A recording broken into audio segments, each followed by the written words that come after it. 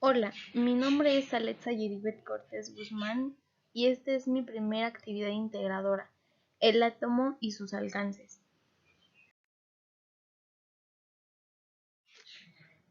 Los átomos son la partícula más pequeña de la materia y los podemos observar con los microscopios de barrido electrónico y los de fuerza atómica. Como ya lo comenté, es la parte más pequeña de una sustancia que no se puede descomponer químicamente. Cada átomo tiene un núcleo, que es el centro compuesto por protones, las cuales son partículas positivas, y neutrones, los cuales tienen partículas sin carga. Y por último tenemos los electrones, los cuales tienen partículas negativas que están en movimiento alrededor del núcleo.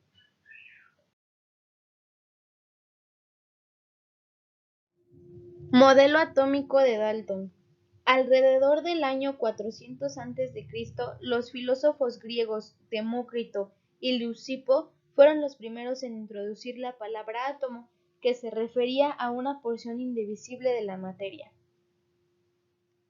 Argumentó Demócrito, cada uno de estos átomos eternos, indestructibles y eternamente invariables representa una unidad parmenidiana.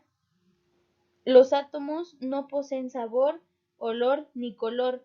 Todas estas propiedades no residen en la materia. A principios del siglo XIX, y retomando la explicación propuesta por Demócrito, John Dalton, en su teoría atómica, estudió los átomos y utilizó símbolos para representar su combinación. Usaba círculos negros para los átomos de carbono.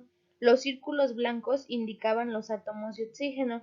Un círculo negro junto a otro blanco simbolizaban el monóxido de carbono.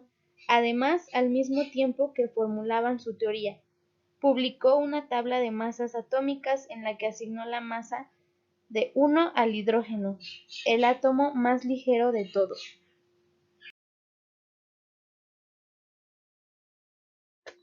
Modelo atómico de Thomson. En el año 1897, el científico inglés introdujo considerables modificaciones en el tubo de rayo catódico e inventó el primer espectrómetro de masas. En este instrumento dispuso la polaridad de los electrodos de manera que los rayos catódicos pasaran a través de un pequeño orificio en el ánodo, después de lo cual los rayos eran dirigidos a través de otro pequeño orificio para que finalmente incidieran sobre una pantalla de sulfuro de zinc colocada en el fondo del tubo. Al comunicar energía al circuito en condiciones de alto vacío, apareció en una pantalla una mancha fluorescente, caracterizada de la relación entre la carga del electrón y su masa. Basándose en el experimento anterior, Thomson propuso un modelo atómico semejante a una gelatina con pasas. Dijo que el átomo era una esfera de electrificación positiva, en la que se encontraban incrustados los electrones. También a este modelo se le conoce como el budín de pasas. Se consideró que los electrones eran las primeras partículas constituyentes del átomo y que tenían carga eléctrica negativas.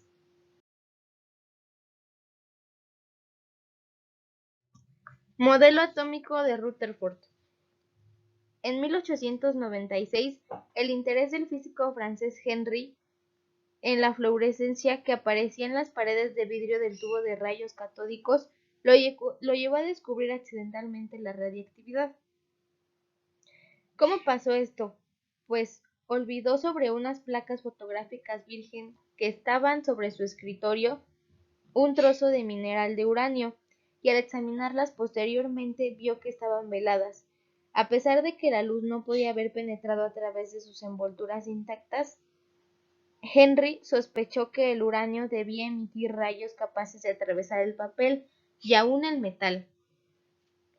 Cuando se lleva a cabo una desintegración nuclear, se presentan emanaciones de partículas a grandes velocidades, lo que se le denomina radiación. Entre los distintos tipos de radiación tenemos los siguientes. Partícula alfa. Son núcleos idénticos a la del helio, 2 protones más 2 neutrones. Partículas beta son semejantes a los electrones, análogos a los de cortejo periférico del núcleo. Y por último, rayos gamma, que no tienen ninguna carga ni masa, no son partículas, sino radiaciones electromagnéticas.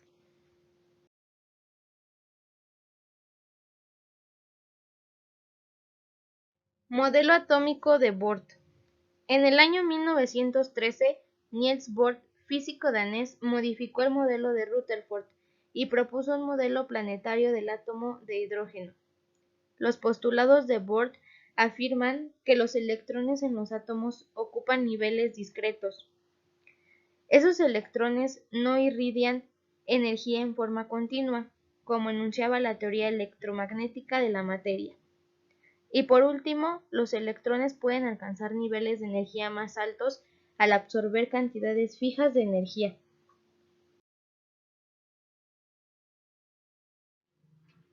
¿Cuál es la diferencia entre reacción y ecuación química? Pues la reacción química es la transformación de una o más sustancias en otras distintas. La reacción química se presenta por una ecuación. Y la ecuación química es un enunciado que utiliza fórmulas químicas para describir las identidades y cantidades relativas y exactas de los reactivos y productos involucrados en una reacción química.